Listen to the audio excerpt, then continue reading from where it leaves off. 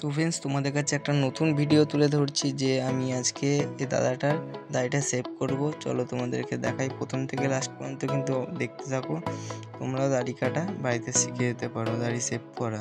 যারা বাড়িতে ভাবছো দাড়ি সেভ করবো তার জন্য আমি একটা জিরো ট্রিমার নিয়ে দাড়ির নিচেরগুলো দাগ করে নিচ্ছি, যাতে আমার কাটতে সুবিধা হয়, যাতে মাপটা ঠিক থাকে লাইনটা। তার জন্য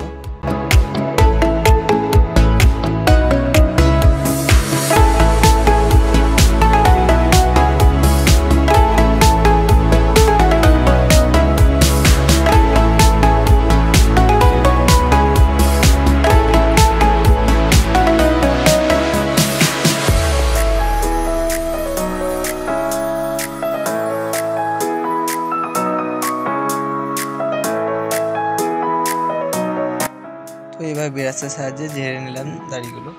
এবার আমি ওয়াটার স্প্রে করে নিলাম, দিয়ে দাড়িটাকে একটু ক্লিনজার মিল্ক দিয়ে দাড়িটাকে সুন্দর করে নরম করে নেব। আস্তে আস্তে হাতে করে দাড়িটাকে নরম করে নিচ্ছি সুন্দর করে। তোমরাও ক্লিনজার মিল্ক পারো বা শেভিং জেল পারো, সেটা দিয়ে তোমরাও নরম করে নিতে পারো। তার জন্য আমি এবার ইউজ করবো ফুড আর ব্লেড, নতুন ব্লেড ফুডের মধ্যে লাগিয়ে নিচ্ছি। সেট করে নেবার পর এবার ঠিক সুন্দর করে দাড়ির লাইনটা করে নিচ্ছি। তোমরা প্রথম থেকে লাস্ট পর্যন্ত দেখো।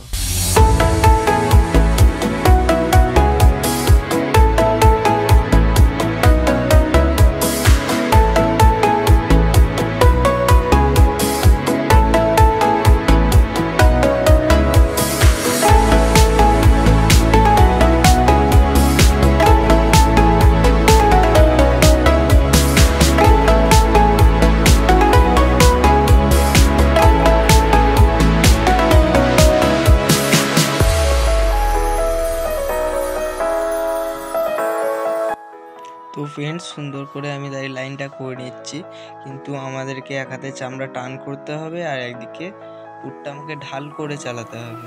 যদি আমরা খাড়া করে যদি আমরা পুরটা চালাই তাহলে কেটে যেতে পারে, কাস্টমারের গলার সাইডটা কেটে যেতে পারে। তার জন্য ধীরে সুস্থে সুন্দর করে দাড়িটা সেভ করছি।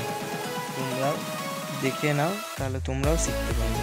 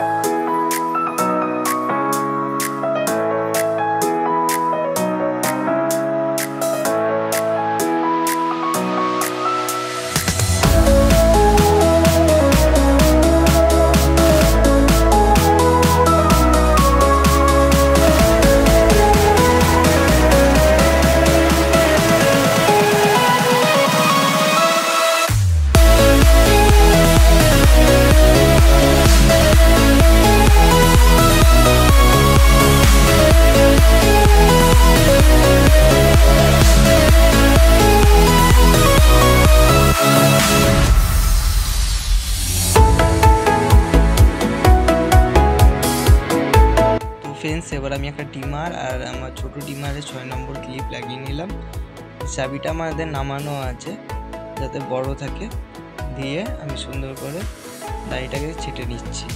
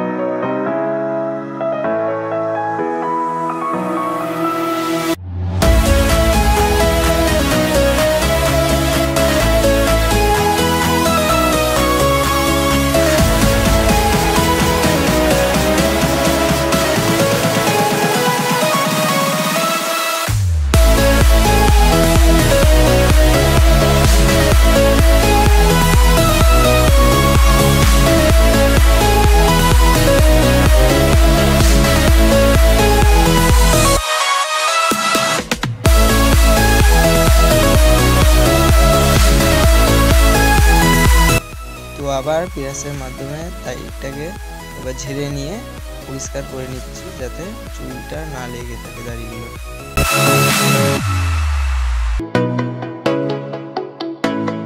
তো এবার আমি একটা কাঁচি আর একটা পাতলা চিরুনির মাধ্যমে কূপটাকে খুব সুন্দর করে শেপ করে নিচ্ছি।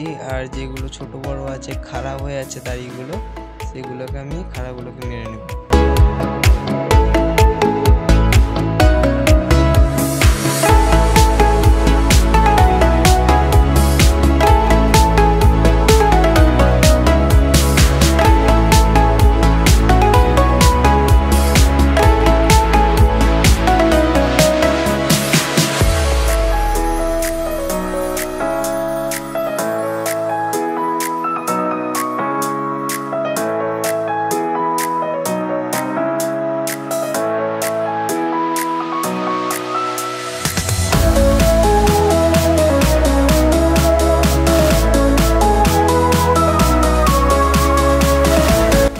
তো ফ্রেন্ডস, তোমরা দেখতে পাচ্ছ ফাইনালি আমার দাড়ি সেভ করা হয়ে গেছে।